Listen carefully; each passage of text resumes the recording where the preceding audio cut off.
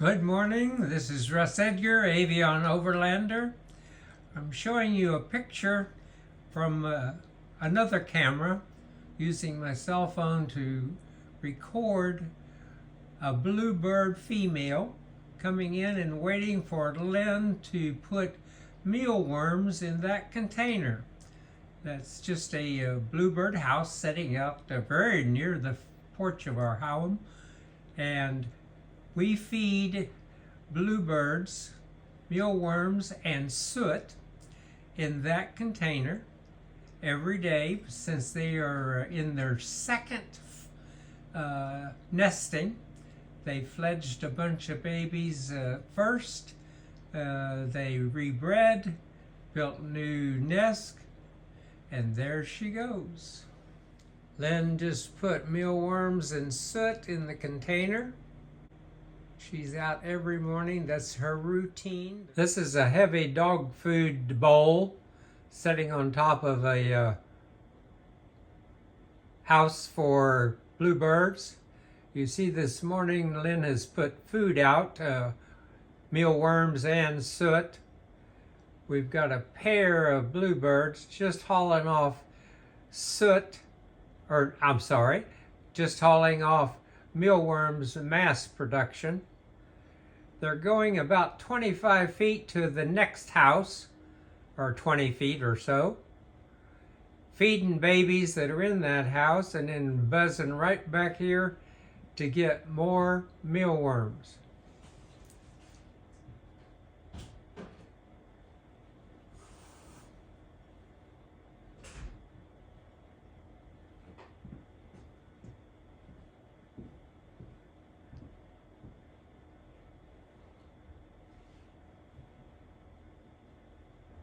Looks like they're getting low on the amount of mealworms in there. They're having to reach down into the bowl quite a ways.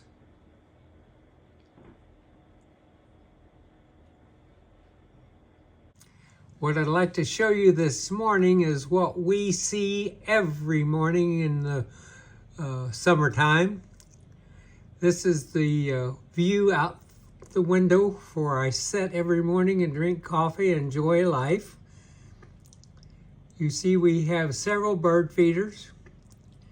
We're feeding peanuts and sunflower seeds.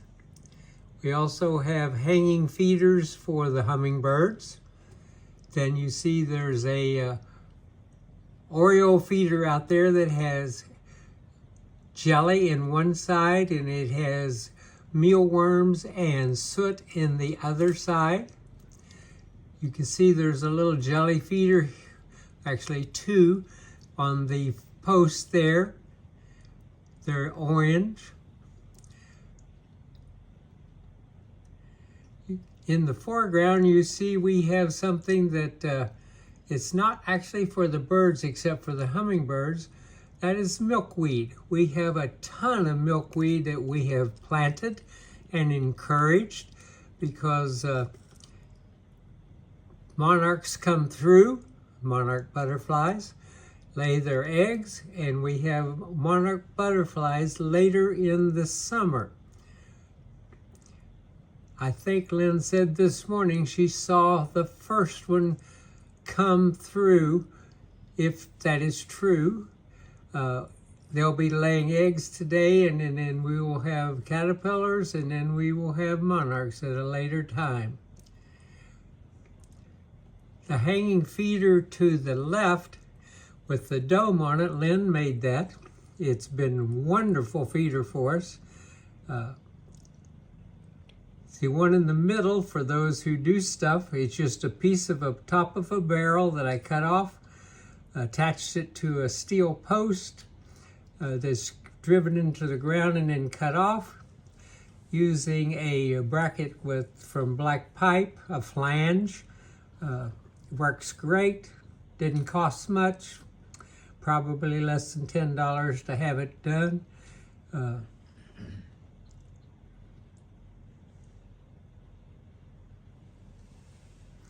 I'm going to, after showing you this, I'm going to walk through and show you later today the other feeding stations and nest boxes we have, so you get a sense of how dedicated and serious we are about taking care of our birds. This is a view of the 2 feeders out there where you see the hummingbird is working. The feeder on the left there is a Walmart feeder, got it at Walmart, and I drilled out the holes in it so that the big birds, not just hummingbirds, but the Baltimore Orioles and sometimes woodpeckers can eat or drink the sugar water that's in it. The middle one, you can see, if you look at the base of it, it has some tape over those holes because the bees were giving me serious trouble drinking all the sugar water, and now they have stopped doing that and have moved on to greener pastures or brighter flowers. And so this morning, the one on the left, I just put it out just less than 15 minutes ago, and we'll be able to see a Oriole orchard and or Baltimore come in and drink before very long, I'm sure. There's an orchard Oriole just came in, drinking very good. Tonight we saw a kingbird. I thought he was a tree swallow for a moment, but he's way bigger. He's hunting from the top of the fence. There he goes. And then he will return after he makes his kill on the ground of a bug or something. There he is, back again. And he returned to approximately this. There he goes again. He's hunting from the top of our fence. And there he is again. That is a kingbird. That's the first one we've seen this year. That does not mean he hasn't been here.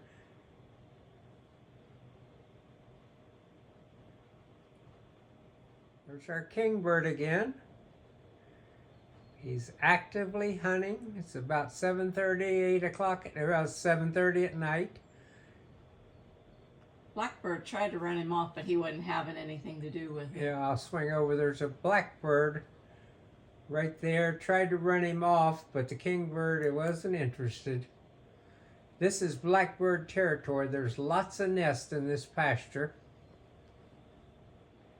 But Mr. Kingbird, he's in charge. He's a beauty. We've seen him about every year, but only a short time. There he goes. There he's back. Blackbird's worried to death. I'll swing to the blackbird. He's right there trying to tell him, you don't belong here.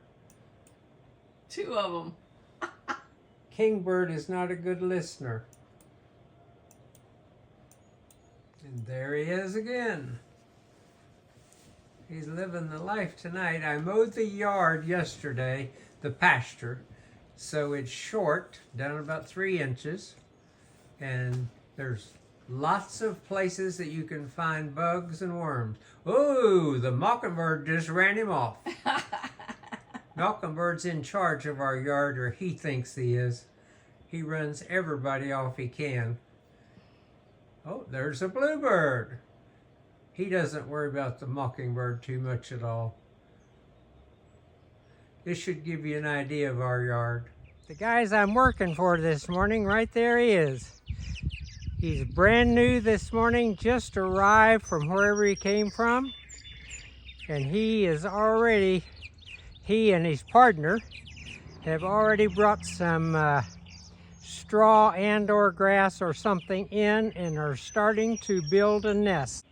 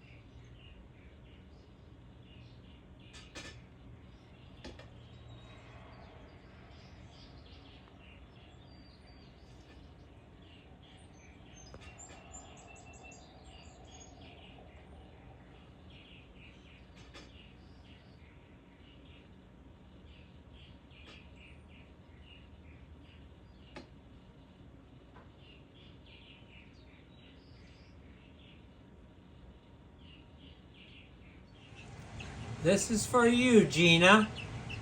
That's a baby chickadee that just fledged, we believe, today. His mother is feeding him. He's talking. Mom is going to bring him something to eat in just a minute, I'm betting. He's sitting on the chair, my chair actually, on the back porch. I just closed the cat door so our cats cannot go out, in deference to this wonderful little guy. I'll keep the camera on him and maybe Mom will come and feed him and you can see that. Mom just went around the corner to the bird feeder, so she should have come back before very long.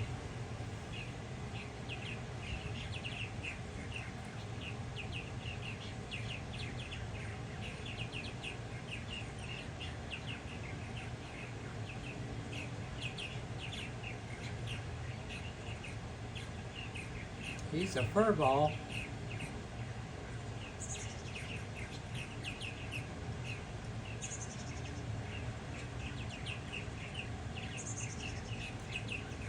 Screaming and hollering for Mom.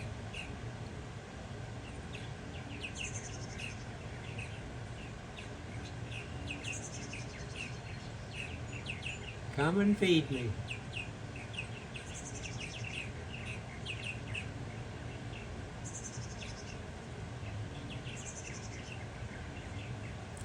Must be another one out there because she's. Oh. She just came. Did you see her? I did. Did she give him anything? I jumped. It was awful fast. Oh, she's a jet airplane. This is the area we call the flyway.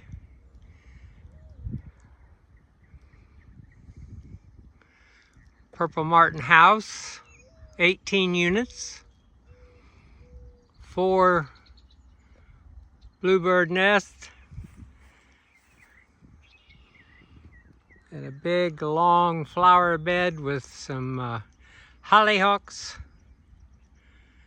and a couple apple trees. Across the fence, that's pokeberries. They're not a wonderful thing unless you're wanting them to for the berries for birds, and that's why we let them live down there. They make good bird food in the fall. I just dropped the front down of this bluebird box. You can see we've got a lovely bluebird nest there. I don't know if I can show you eggs or not, but let's try. Nope, not enough room to get the camera in there. This is a new bed that Lynn and I put in. Has nothing to do with the birds, but actually it does, because you can see we've got some bird feeding there going on. Swing back. What you have there is a hummingbird feeder and a feeder, and I'll walk down closer, with 2 large jelly cups. There to the side of it is a hummingbird feeder. That's why we bought it, but actually it's turned into a Oriole feeder, both Baltimore's and Orchards. They fly to it every morning. We put soot and worms mixed in it, and we'll walk down and I'll show you what happens to all that soot and worms. Every morning Lynn fills this cup in this feeder, and every night it is empty or nearly so. Over here have a homemade jelly feeder that I made. Just little Walmart cups. They were orange, so I bought them. I feed jelly. I keep jelly in this at all times. We've fed about 20 of the large containers of jelly this year, and we've got 5 more on order. That's the way it is whenever you're feeding birds. Another little homemade feeder that Lynn made. Very simple, works great, been up here several years. Got jelly cups, and if you see that the bees are working the jelly, I don't mind feeding bees a little jelly. Over there under the edge of the canopy of the red crabapple, we have a jelly feeder, and we have a hummingbird feeder. You can see a hummingbird eating right now. This location over here under the tree by itself, we feed the most jelly and the most sugar water because they really like to fly to the tree, then go to eat and drink, and then fly back to the tree. It's a very safe haven. We have both kinds of orioles. We have hummingbirds, woodpeckers, both the downy, red bellies come here and eat. And there he goes. I'm standing less than 30 inches from him. He is just worried to death about me, as you can see. It's a male hummingbird. I was going to go walk over here and show you what I meant by I drill out the feeder. I just take a drill and a driver, drill them out. That makes it big enough for birds to drink this juice, and bees. You saw a bee go right in there. As long as the bees don't drink too much, I don't get too concerned. This is our fancy oriole feeder that we bought it this summer. The orioles were afraid of it the first few days, and now they just think it's wonderful. This cup near us, which is empty, we put worms, mealworms, and soot in it every morning, and the other cup on the other side, we keep it full of jelly. This is we call it the billy jail, where we used to keep our billies when we were in the goat business. I've got a perimeter moat around it where I can walk and look at the world. Have a beautiful fence row up there with lots of bird feed. There are cherries, really lovely ones, and mulberries. I ate a lot of them. And then this field, we've kept it in good shape. It's not farmed or anything. Hay is not made. We're looking for the vegetation to grow and to support a bird population. If you look down there at the far end, you can see a couple bird houses. One's a woodpecker house that nobody's ever moved into. Sometimes a bluebird will. Another bluebird house. This fence that I'm holding the camera on is live. That keeps any ground predator away from my houses. As you can see, Lynn's down there working on her morning glories. And if you look to the right, about 10 feet away, you'll see a tree swallow sitting on the fence watching her. There's probably a tree swallow in the house right at her immediate right, unless she disturbed her, which is, you have to be pretty close to them to disturb them. They think humans are all right. These are 5 babies in gourd number 1. I wanted to close the video by showing you the baby martins. We just went through their nest, and there are 5 sets of them. Or actually, that's not true. There are 3 sets of babies and 2 sets of eggs. I'm going to show you the bluebird nest now. It's a beautiful nest in the box right under the purple martin house.